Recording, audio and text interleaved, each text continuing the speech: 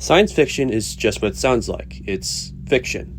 But you can also find examples of some real-world science in science fiction movies. So today I'm going to be talking about two examples of that from two movies that are coincidentally both directed by Ridley Scott: The Martian and Alien. The Martian showed a futuristic and realistic look at what spaceships could look like in the future to create artificial gravity, which is that the ship is constantly spinning. This is based on a real scientific principle. The idea is that by spinning a structure, the centrifugal force created by the spinning can mimic the effects of gravity. The Martian also showed a very accurate depiction of the Martian terrain, with craters, mountains, and plains throughout the planet's surface. A large amount of the movie takes place in a wide open space called the Acidica Planitia. It was very accurate in showing how large it is, and the fact that the character Mark Watney needs to drive to all his destinations because of how far away everything is. The Acidica Planitia is one of the largest recognized land basins on Mars. Something that The Martian showed was just how cold it can be on Mars, because Mark Watney had crops built inside a large building that was protected from the outdoors. And then there was a large explosion which led the crops being exposed, and they froze instantly, showing just how cold it can really be on Mars. It also showed how the gravity is 1/3 of Earth's gravity. So the suit is heavy that Mark Watney is wearing, but it doesn't feel as heavy as he thought it would be. They also mentioned that it takes about 8 months to travel to Mars, which is very accurate as to how long it would take to travel with our current technology.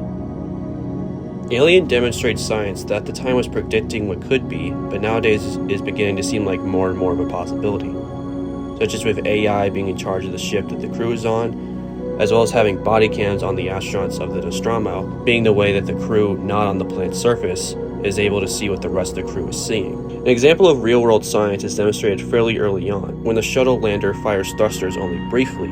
Then from that point on, the shuttle is in free fall towards the planet's surface, which is how space shuttles move in space in real life. They fire their thrusters only briefly, and then begin to move in free fall towards the moon.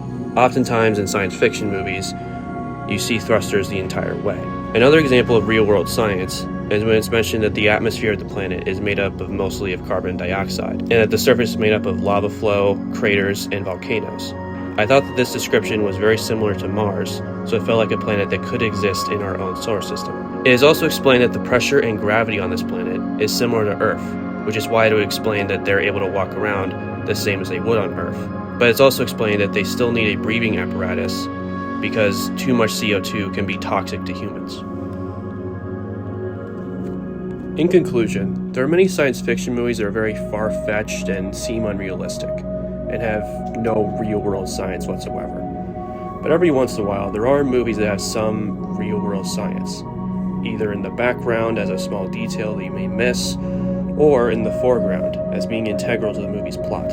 Including real-world science in movies can help the audience to become more interested in the scientific topics that the movies presented.